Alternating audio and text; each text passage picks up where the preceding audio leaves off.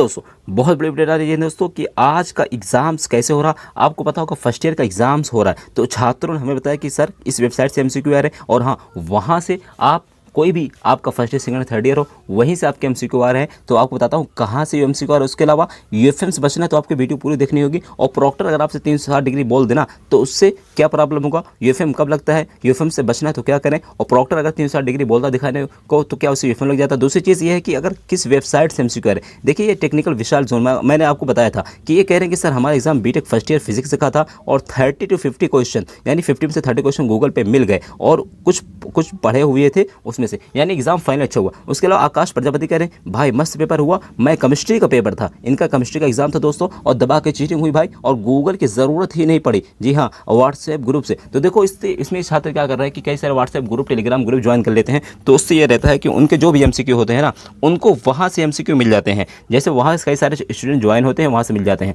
तो आप अगर कोई ग्रुप वगैरह कॉलेज वगैरह का तो उसको आप ज्वाइन हो सकते हो, बट मैं इसको प्रमोट नहीं कर रहा हूँ, जो है वो बता रहा हूँ। उसके अलावा अनबॉक्सिंग फैक्ट यार टोटल मस्त एग्जाम हुआ। और सैन फाउंड्री, जी हाँ दोस्तों सैन फाउंड्री जो कि टॉप वेबसाइट है, मोस्ट इंपॉर्टेंट वेबसाइट है, वहाँ से एमसीक्यू आ रहे हैं। मैं भी आपको सर्च करना बता दूँ कैसे सर्च करना, ठीक है। और कह रहे कोई वार्निंग भी प्रोक्टर ने नहीं दी, ना ही एआई की तरफ से इनकी कोई वार्निंग आई और सैन फाउंड्री सारे एग्जाम आ रहे हैं। उसके अलावा अभिषेक वर्मा कह रहे हैं सर मेरा एग्जाम में फ्लैग का ऑप्शन नहीं आ रहा था, तो उससे क्या प्रॉब्लम। देखिए अगर आपका एग्जाम देते हो ना तो वहाँ पे 3 ऑप्शन शो होता है, एक पहले होता है फ्लैग का, दूसरा यहाँ पे बीच में होता है प्रीवियस, और थर्ड होता है लास्ट वाला नेक्स्ट का।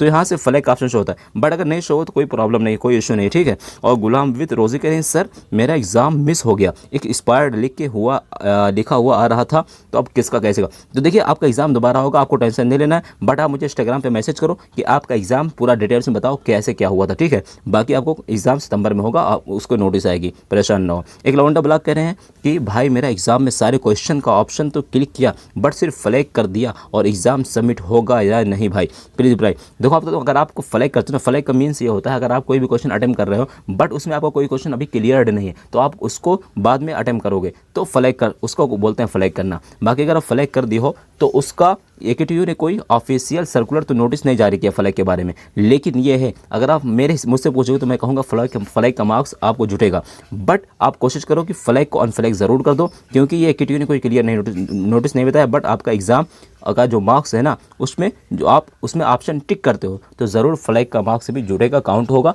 कोई प्रॉब्लम नहीं होगी, लेकिन आप उसको अनफ्लैग ज़रूर कर दो, कोशिश करो। यश खतरा जी कह रहे हैं कि भाई आज का फिजिक्स का एग्ज़ाम था और एग्ज़ाम इजी था और प्रॉक्टर बिल्कुल भी नहीं पूछ रहा था, मैं अकेला था और गूगल पे सर्च कर रहा था और कोई दिक्कत नहीं हुई। जी हाँ दोस्तों समझ सकते हो क्या कह रहे हैं कि गूगल से सारे क्वेश्चन मिल जा रहे हैं और कोई प्रॉब्लम भी, वार्निंग कोई इश्यू नहीं है। आकाश प्रजापति क्या कह रहे हैं सर और भाई वार्निंग का तो कोई टेंशन नहीं है, मेरे को प्रॉक्टर ने ना ही एआई ने कोई वार्निंग नहीं दी, अपने हेल्पर से मस्त कर रहा था मैं पेपर और बीच में आराम से हो गया, बस 2 वार्निंग सॉफ्टवेयर अपडेशन का आ जाता है स्क्रीन पर, उससे कोई चक्कर में तो देखो उसके कोई इशू नहीं होगा। आपको दो तीन वार्निंग से कोई इशू नहीं है। उसके अलावा राहुल कह रहे हैं कि राहुल प्रॉक्टर रिप्लाई ही नहीं दे रहा था सर, वार्निंग भी नहीं, तो उससे कोई प्रॉब्लम नहीं अगर आपको प्रॉक्टर रिप्लाई नहीं दे तो, बट कोशिश करो कि अगर प्रॉक्टर आपको कोई मैसेज करे कोई चैट करे तो आपको रिप्लाई देना है, ठीक है। और नेक्स्ट कह रहे हैं कि सर मेरा लैपटॉप सबमिट करते वक्त जो बंद हो गया था, बैटरी डेड हो गई थी और 2 वार्निंग आए, तो उससे क्या दोबारा स्टार्ट करके सबमिट कर दे तो उससे कोई नहीं इशू होने वाला है, बट कोशिश करो आप बैटरी फुल करके बैठो, ठीक है, बट आपका सबमिट हो जाएगा, कोई इशू नहीं होगा। और एक करें क्या जूम कर सकते हैं अपने लैपटॉप, कुछ भी कर सकते हैं आप, बट आपका फेस क्लियर दिखना चाहिए, ठीक है।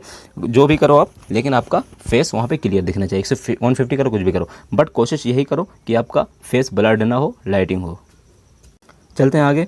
अब मैं बता दूं कि यूएफएम और मैं वेबसाइट बता चुका हूं कहां से आ रहे हैं एमसीक्यू, सैन फाउंड्री से मोस्टली आ रहे हैं। उसके अलावा एग्जाम वेदा से एमबीए और एमबीए वगैरह के आ रहे हैं, ठीक है। First year second year third year हो तो आपका एमबीए से एमबीए वगैरह के लिए एग्जाम वेदा, बीटेक का भी एग्जाम वेदा से आ रहे हैं, लेकिन मोस्टली है सैन फाउंड्री। और उसके अलावा रिमिक्स एजुकेशन से बी फार्मा के आ रहे हैं, एमएसबीटी न्यूज़ के फार्मा के स्टूडेंट के लिए है।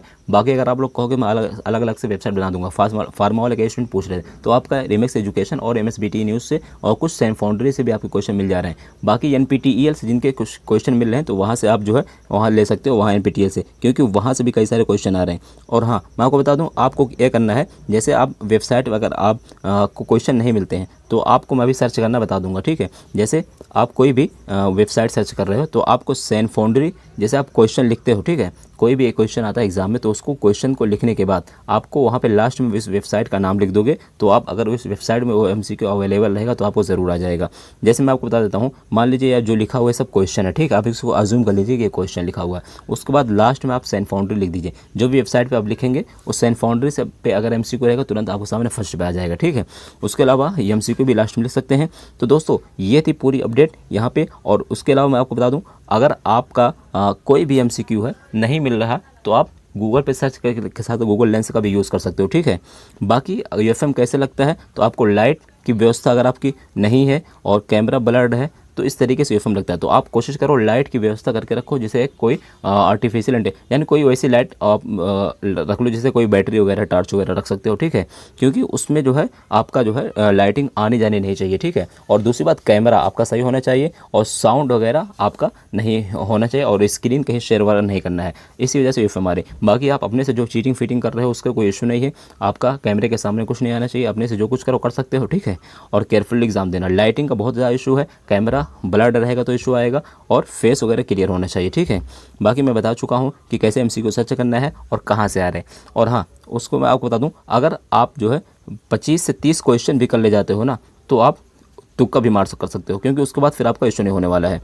और अगर कोई डाउट हमें कमेंट करके पूछ सकते हो। मैं बता चुका हूँ कैसे MCQ आ रहे हैं, किस वेबसाइट से आ रहे हैं, और बाकी UFM का 4 से 5 रीज़न से आ रहे हैं, कैमरा, लाइटिंग, साउंड, और अगर आप स्क्रीन छेड़खानी करते हो या फिर मोबाइल वगैरह दिख जाता है। बाकी दोस्तों मेरा चैनल अगर आपको अच्छी लगी वीडियो सब्सक्राइब कर लो। दूसरा चैनल है उसका लिंक मैंने डिस्क्रिप्शन में डाल रखा है, उसको भी सब्सक्राइब कर सकते हो और नोटिफिकेशन बिल को प्रेस कर लो, ताकि जैसे कोई अपडेट है आप तक पहुंच सके दोस्तों। और इस तरह की वीडियोस पाने के सब्सक्राइब जरूर कर लो, ताकि इस तरह की आपको जैसे कोई अपडेट है आप तक पहुँच सका। तो बस थैंक यू सो मच।